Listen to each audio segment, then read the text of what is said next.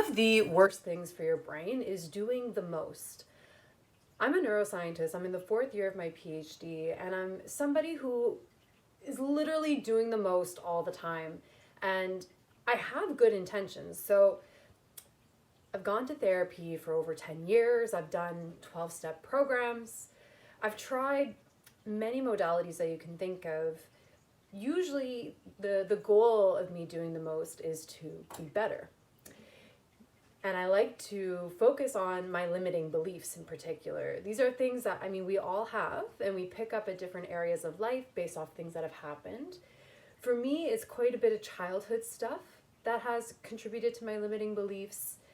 And by doing the most, I figured I had the most shots on goal to begin to lessen them or to allow them to become better so that I can show up to life fully, show up to life with more ease, and, be the best expression of myself. But what I noticed as, my background in neuroscience, but also just being in tune with my body more and more, that doing the most creates a lot of anxiety. And doing the most is telling my brain that there's something wrong with me right now, that there's something in my existence as I am that's not okay, which adds a sense of stress and also a sense of urgency to all the things I'm doing. And it gets me in this place where when, things come across your feed or you learn things from new people that you go, that's the missing piece to what I need for me to get better, to fix myself. And if I continue to do that and add things to my list and do the most, I'm not actually ever going to get quote unquote better. And so this was a hard thing for me to come to terms with as somebody who is not a stranger to working hard, is not a stranger to sitting through uncomfortable things, and not a stranger to trying new things to feel better.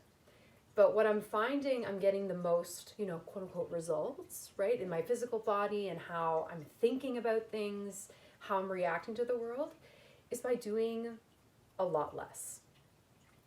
And a few things that are helping me do a lot less, because of course things still come up on my feed and I'm like, oh, that's really cool, I should try that, or that's a new way of thinking about it, maybe that'll be something interesting, is to tell myself that it's not going anywhere, right? So giving the tools you're doing now a chance, right? Because if you're doing 100 different things to rewire your brain, that's not enough actual energy or stimulation to give it a try. And if you're stressed out doing it, then it's going to have the opposite effect. You're also not giving yourself a chance.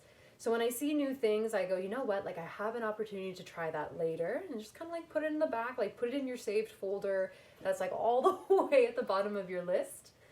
And something else too that I trust, and that's through my own intuition, but also everything I learned, is that your body is insanely resourced, and it's extremely powerful.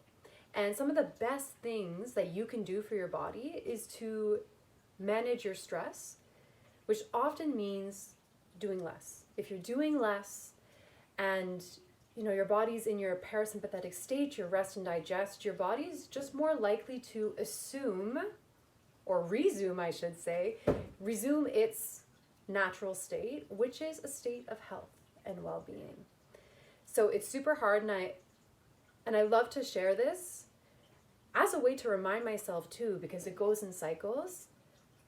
Doing less is totally the way to go to have a healthy, happy brain.